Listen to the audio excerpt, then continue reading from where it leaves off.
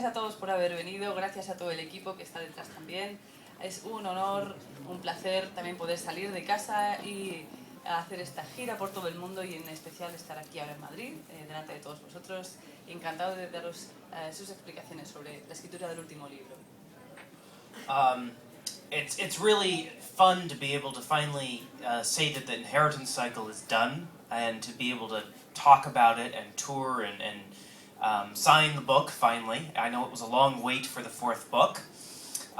It's a big book though. And I actually wrote it faster. I mean, I wrote it in the same amount of time as Brissinger, so I think that in that way, that sense, I'm actually a faster writer than I was before. But my editor doesn't believe that, but I keep telling her that. Bueno, le da mucha alegría, le parece una maravilla poder decir que el ciclo de Legado se ha terminado.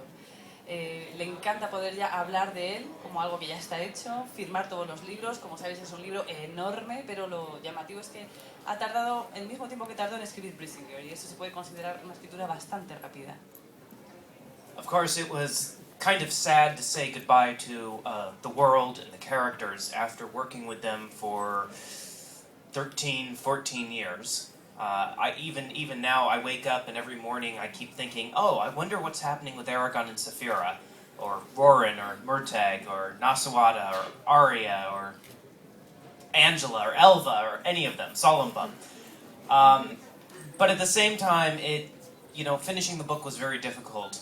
But it was also very exciting because I knew that readers would finally get to see the end of the story, and also that I could move on and tell some new stories as well.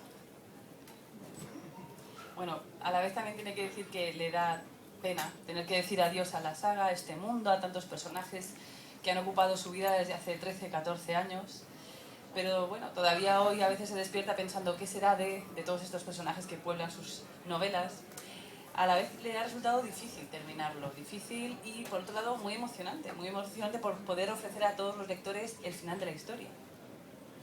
When I came to the last chapter, the last few pages of Inheritance, I didn't think it was going to affect me very much because I've always known how the story was going to end. But when I actually wrote those scenes, wrote those pages, I felt this rush of heat just pass through my body. And I started shaking, almost like I had a fever. And it was so difficult that I wrote the last sentence and I knew it actually wasn't good. It wasn't the sentence that needed to be there. But I couldn't fix it because I was so wrapped up in the moment.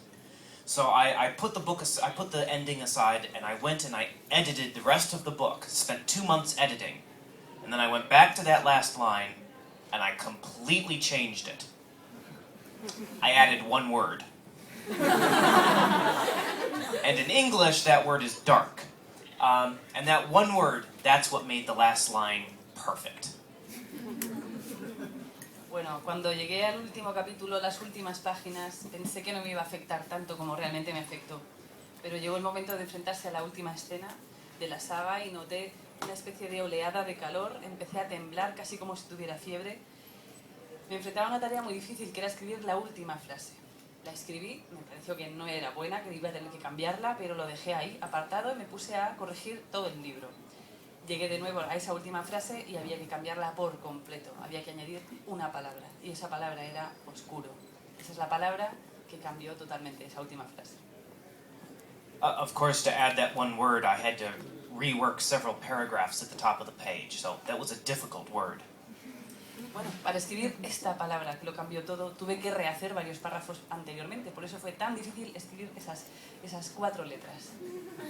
Now, I've had some amazing experiences as the result of writing these books. I've gotten to duel people with swords on stages at my book signings. I've done events with knights dressed in full armor. During this last tour for Inheritance in the United States, or North America, I had a young woman who actually fainted during one of my readings. But,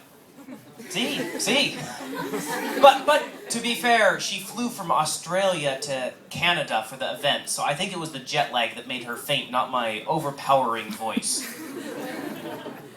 Bueno, de resultas de la escritura de estas novelas he vivido unas experiencias alucinantes. Por ejemplo, en las firmas de libros me he encontrado gente que se batía en duelo, gente que venía vestida de caballero completamente armado, con su armadura, con todos los detalles. Incluso una señora en Norteamérica se desmayó.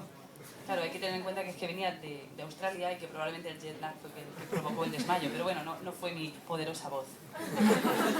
Although one of my favorite stories is that when I was on tour for Brissinger, I was in Chicago in the United States, and this young woman came through the signing line, and on her arm she had a sugar glider. Now, for those of you who don't know, a sugar glider is kind of like a flying squirrel, but it has a pouch on the front. It's a marsupial, and they're very, very, very cute. So I looked up at the woman and I said, well, that's an interesting animal. Do you mind if I pet it? And she said, oh, sure, go right ahead. He loves strangers. So I reached out and I started petting the sugar glider, and it looked up at me, and then it took its hands, because they have hands like a raccoon, and it wrapped its fingers around my finger, and then ever so politely, it began to gnaw on my finger. And so I was sitting there and there was blood running down my arm.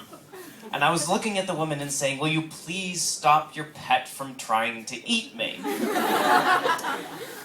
Of course, I'm kind of glad that it happened because I'm now one of the few people in the world who can say that I have been gnawed on by a marsupial.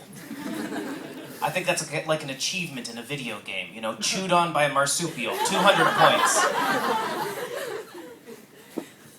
Bueno, una de mis historias favoritas, de las anécdotas más curiosas que he podido vivir, en la firma de Brissinger, estando en Chicago, en Estados Unidos, apareció una señora en la fila que llevaba un animalito, su mascota, en el hombro, un sugar glider. Es una especie de ardilla voladora, pero la peculiaridad que tiene es que es un marsupial, tiene su bolsita como los canguros.